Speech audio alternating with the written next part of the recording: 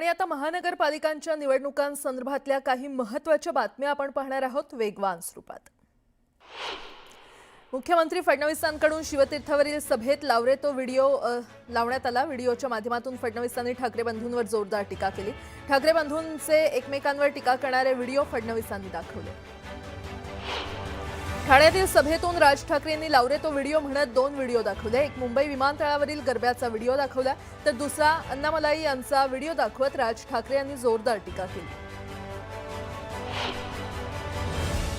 शिवाजी पार्कातील सभेतून मुख्यमंत्री देवेंद्र फडणवीस यांनी आदित्य ठाकरेंवर टीका केली। मला आवडतं माझी नक्कल केलेलं, पण नक्कल करता करता काकाच्या पक्षाची काय अवस्था झाली बघा, असं म्हणत फडणवीसांनी आदित्य ठाकरेंना टोला लगावला। उमेदवारी मागे घेण्यासाठी दबाव टाकलेल्या मनसे उमेदवारांना राज ठाकरेंनी मंचावर बोलावलं। डोंबिवलीतील एकाच घरातील तिघांना 15 कोटींची ऑफर दिल्याचा आरोप राज ठाकरे यांनी केला।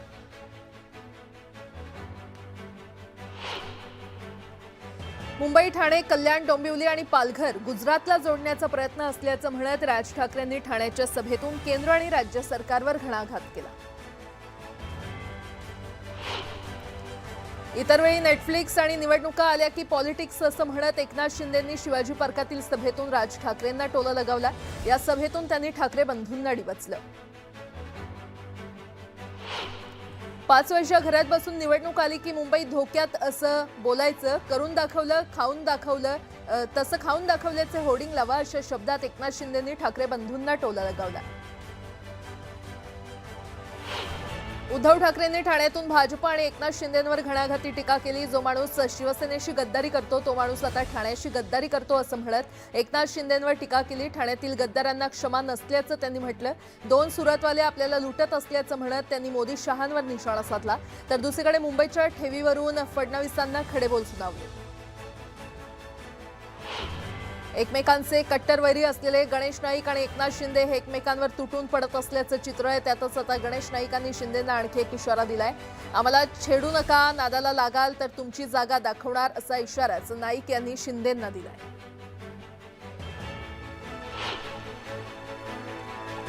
नवी मुंबईच्या विकासात कुणालाही अडथळा आणू देणार नाही, देवाभाऊ तुमच्या पाठीशी खंबीर उभा आहे, असं सूचक विधान मुख्यमंत्री देवेंद्र फडणवीस यांनी नवी मुंबईतल्या सभेतून केलं।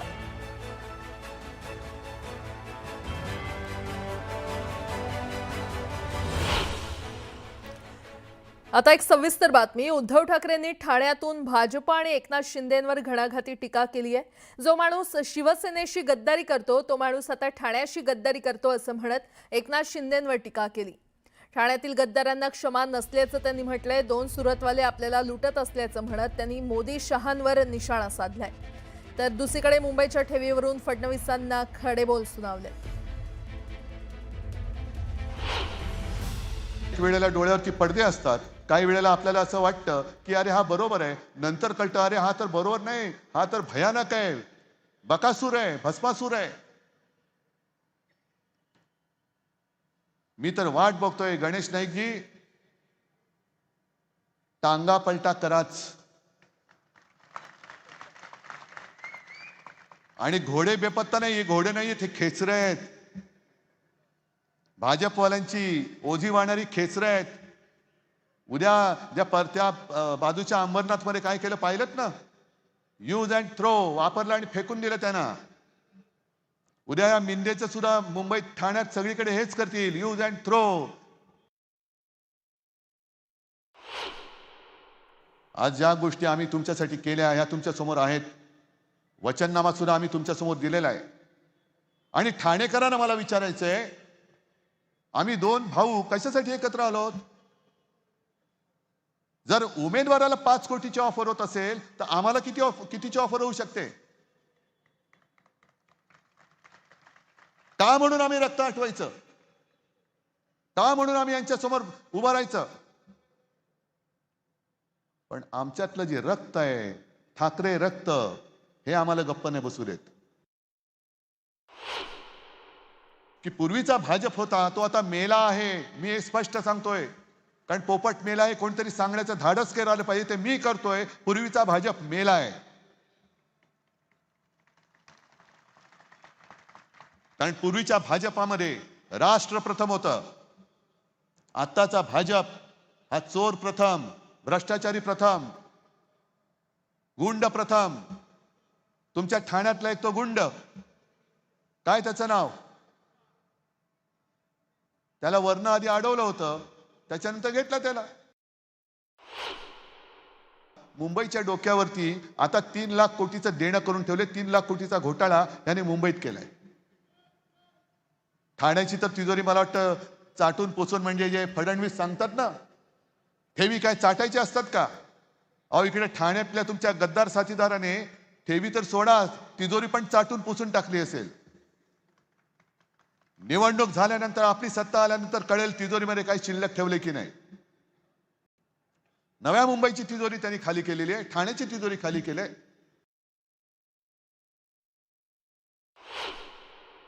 तर हे ठाण्यातले गद्दार, जिकडे आनंद दिघे बोलले ते गद्दारांना क्षमा नाही, हे जातील निघून 5 स्टार शेतामध्ये हेलिकॉप्टर घेऊन. देवेंद्र फडणवीस जातील नागपूरला, आणि तिसरे जातील काका मला वाचवा म्हणून बारामतीला. ठाणेकर आणि मुंबईकर बसतील बोंबलत. ठाण्यामध्ये आपला दवाखान्यामध्ये साड्यांचं दुकान काढलं या गद्दारांनी. बाळासाहेब ठाकरे आपला दवाखाना, आत गेलं तर साड्या नेसवा त्या गद्दाराला आणि काढा दिंड त्याची. ज्यांना कॉन्ट्रॅक्ट दिलं, एकाच माणसाला दिलं होतं वाटतं 40 दवाखान्याचं कॉन्ट्रॅक्ट, पगार दिले नाही, बंद. कोणता कारभार चालले, कोणासाठी कारभार करताय? वेगवान स्वरूपात पुण्यात अजित पवार यांचा रोड शो पार पडला. वडगाव शहरी मतदारसंघात अजित पवार यांनी मोठं शक्ती प्रदर्शन केलं. पुण्यात काँग्रेसला सोबत घेऊनच सत्ता स्थापन करावी लागेल असं सूचक वक्तव्य विश्वजित कदम यांनी केलं. ते पुण्यामध्ये बोलत होते. विशेष म्हणजे राष्ट्रवादीसोबत युती होऊ शकते असं म्हणत निकालानंतरची आकडेवारी पाहून आघाडीबाबत निर्णय घेतला जाईल असं ते म्हटले. मुंब्र्यात मोठा राजकीय वाद पेटण्याची शक्यता आहे. मुंब्र्यामध्ये मुलीचं तिकीट कापल्यानं युनुस शेख यांनी बोचरी टीका केली आहे. भर सभेत त्यांनी जितेंद्र आव्हाडांना थेट इशारा दिला. भिवंडी पालिका निवडणुकीत समाजवादी पक्षाचे प्रदेश अध्यक्ष अबू आझमी आणि भिवंडी पूर्व विधानसभेचे समाजवादी पक्षाचे आमदार रईस शेख यांच्यामध्ये वादाची ठिणगी पडली आहे. रईस शेख यांनी काँग्रेस उमेदवारांच्या प्रचारात ते सक्रिय झाल्यानं अबू आझमींनी टीका केली. डोंबिवलीमध्ये पैसे वाटपाच्या आरोपावरून शिवसेना आणि भाजपमध्ये जुंपले. डोंबिवलीतल्या तुकाराम नगर परिसरात पैसे वाटप होत असल्याचा आरोप शिवसेना पदाधिकाऱ्यांनी केलाय. मात्र भाजपचे जिल्हाध्यक्ष नंदू परब यांनी हा आरोप फेटाळून लावला. छत्रपती संभाजीनगरच्या प्रभाग क्रमांक 17 मध्ये ठाकरेंच्या शिवसेनेच्या उमेदवार वंदना कुलकर्णींनी घरोघरी जाऊन प्रचार करण्यावर भर दिलाय. महिला आघाडीच्या उपशहर संघटक असलेल्या वंदना कुलकर्णींचा प्रभागात दांडगा जनसंपर्क आहे. जनसंपर्क आणि मतदारांचा आशीर्वाद या जोरावर यश संपादन करण्याचा विश्वास त्यांनी व्यक्त केलाय. पिंपरी चिंचवडच्या प्रभाग 26 मधील राजकारणाची गणितं बदलली आहेत. विलास नांदगुडे यांच्या अपक्ष पॅनेलला वंचित बहुजन आघाडीनं पाठिंबा दिलाय. त्यामुळे अपक्ष उमेदवारांच्या पॅनेलची ताकद वाढली असून आता चुरशीची लढत होणार आहे. मुंबई पालिका निवडणुकीत चांगलीच चुरस पाहायला मिळते. घरोघरी जाऊन प्रचारावर उमेदवारांचा भर दिसतोय. मुंबईतल्या जोगेश्वरी पश्चिमेकडील वॉर्ड क्रमांक 64चे राष्ट्रवादीचे उमेदवार हुदा खान कुरेशी घरोघरी जाऊन मतदारांच्या भेटी घेत आपलं विकासाचं विजन सांगतायत. नवी मुंबईत भाजपच्या जाहीरनाम्यात हिंदी सक्तीचा उल्लेख करण्यात आलाय. मनपा शाळेत हिंदी सक्ती करण्याचं भाजपचं वचन असल्याची घोषणा जाहीरनाम्यातून करण्यात आली आहे. दरम्यान मनसे आणि ठाकरेंच्या शिवसेनेनं भाजपवर जोरदार टीका केली. आमच्या बहिणींची आता वेळ आहे, त्यांना कुणी थांबवू शकत नाही. आता आम्ही लखपती दिदी योजना आणली. गेल्या 1 वर्षात महाराष्ट्रात 50 लाख महिला लखपती झाल्या असं म्हणत मुख्यमंत्री फडणवीसांनी महिला मतदारांना साथ घातली आहे. लाडक्या बहिणींना 2100 रुपये देण्यासाठी आमचा अभ्यास सुरू आहे. योग्य वेळी निर्णय घेतला जाईल असं उदय सामंत यांनी स्पष्ट केलं. कोणत्याही गैरसमजाला बळी पडू नका असं आवाहन देखील त्यांनी केलं. चंद्रपूर शहरात काँग्रेसच्या वतीनं प्रचार रॅली काढण्यात आली आणि या रॅलीमध्ये विजय वडेट्टीवार यांनी सहभाग घेतला. काँग्रेससाठी अनुकूल वातावरण असून चंद्रपूर महापालिकेवर काँग्रेसचा झेंडा फडकणार असा विश्वास वडेट्टीवारांनी व्यक्त केला. अमरावतीच्या साईनगर प्रभागात भाजपच्या उमेदवारांच्या प्रचारार्थ सभा पार पडली. डबल ढोलकी म्हणत नाव न घेता खासदार अनिल बोंडे यांनी नवनीत राणांवर टीकास्त्र सोडलं. असली कमळ निवडून देणार की नकली कमळ निवडून देणार असा सवाल विचारत त्यांनी मतदारांना साद घातली. मुंबई भाजपचे अध्यक्ष अमित साटम यांनी ट्विट करत राज ठाकरेंवर निशाणा साधला. शिवतीर्थावर झालेल्या सभेत राज ठाकरेंनी गौतम अदानींवर निशाणा साधला होता. दरम्यान अमित साटम यांनी राज ठाकरे आणि गौतम अदानींचा जुना फोटो ट्विट केलाय. ढोंगीपणा आणि दुटप्पीपणाचा कळस असं ट्विट करत साटम यांनी राज ठाकरेंवर टीका केली आहे. अमरावती महानगरपालिकेच्या निवडणुकीमध्ये प्रहार संघटनेचे अध्यक्ष बच्चू कडू प्रचाराला उतरले आहेत. सूतगिरणी परिसरामध्ये त्यांनी प्रचार सभा घेत आमदार रवी राणा यांच्यावर टीका केली. आपलं ठेवायचं झाकून आणि दुसऱ्याचं पाहायचं वाकून ही मानसिकता खूप वाईट आहे असं बच्चू कडू म्हटलं.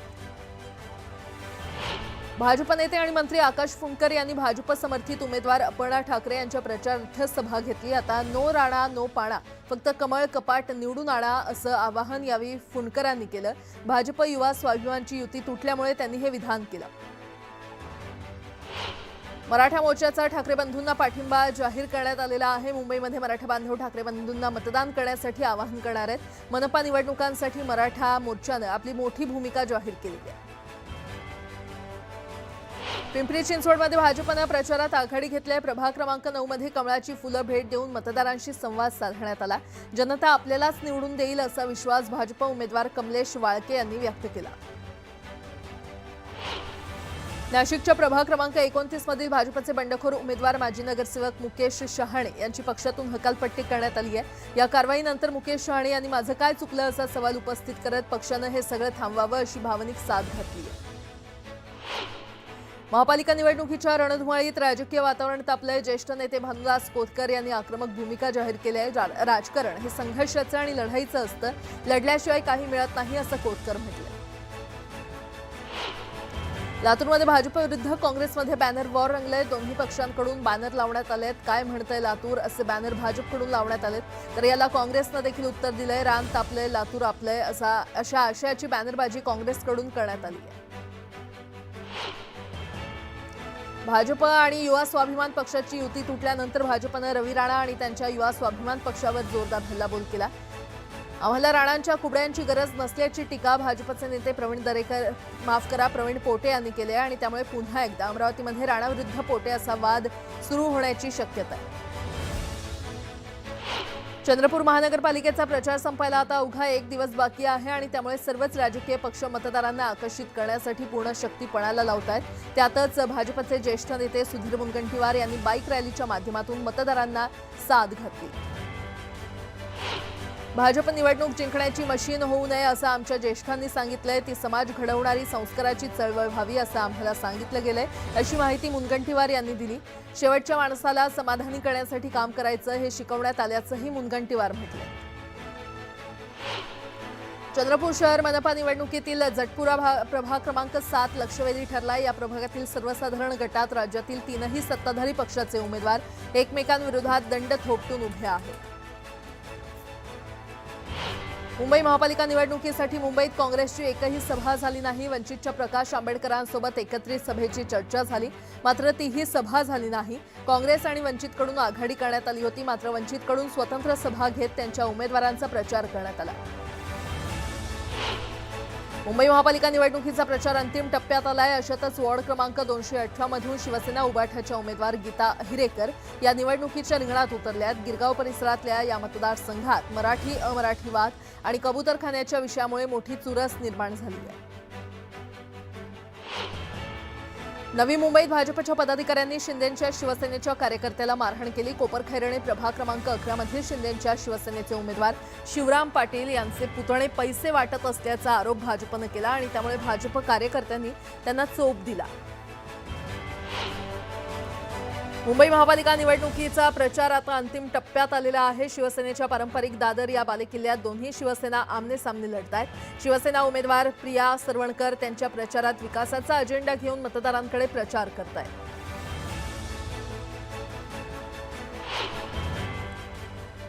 आता एक मोठी बातमी, दादरच्या शिवाजी पार्कवर महायुतीची महासभा पार पडली आणि यावेळी उपमुख्यमंत्री एकनाथ शिंदे यांनी ठाकरे बंधूंवर जोरदार टीका केली आहे. काही लोकांना केवळ निवडणुका आल्या की मराठी माणूस दिसतो, इतर वेळी नेटफ्लिक्स आणि निवडणुका आल्या की पॉलिटिक्स असा टोला त्यांनी लगावला.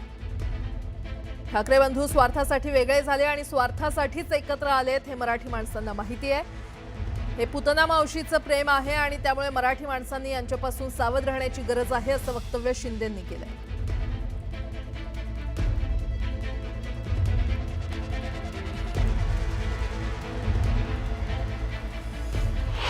5 साल घर में और चुनाव आया तो मुंबई खतरे में, अशा प्रकारचं नेहमीचं पालपूत जे आहे ते लावतात. अरे मुंबई काय रेल्वेचा डबा आहे, कुठेही काढला आणि कुठेही जोडला असं होत नाही. मराठी माणसाची आजची जी अवस्था आहे हेच लोक जबाबदार आहेत. काही लोकांना फक्त निवडणूक आली की मराठी माणसाची आठवण येते. एरवी ही मंडळी मराठी माणसाकडे ढुंकूनही पाहत नाहीत आणि त्यांना मराठीसाठी काही करावं असं वाटतही नाही, वाटलंही नाही.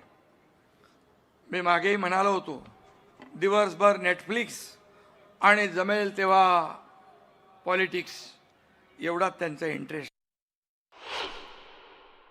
तुम्ही काय केलं ते सांगा, ही मराठी माणसाची शेवटची लढाई आहे असं इमोशनल भाषण काही लोकांनी केलं.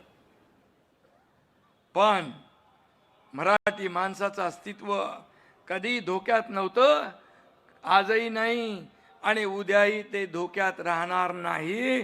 तुम्ही त्याची चिंता करू नका. तुमचं अस्तित्व धोक्यात आलंय, तुमचं राजकारण मात्र धोक्यात आलंय. आणि मी सांगतो, जब चाहिए हरी पत्ती तब याद आते हैं उद्योगपती, असं यांचा स्वभाव आहे.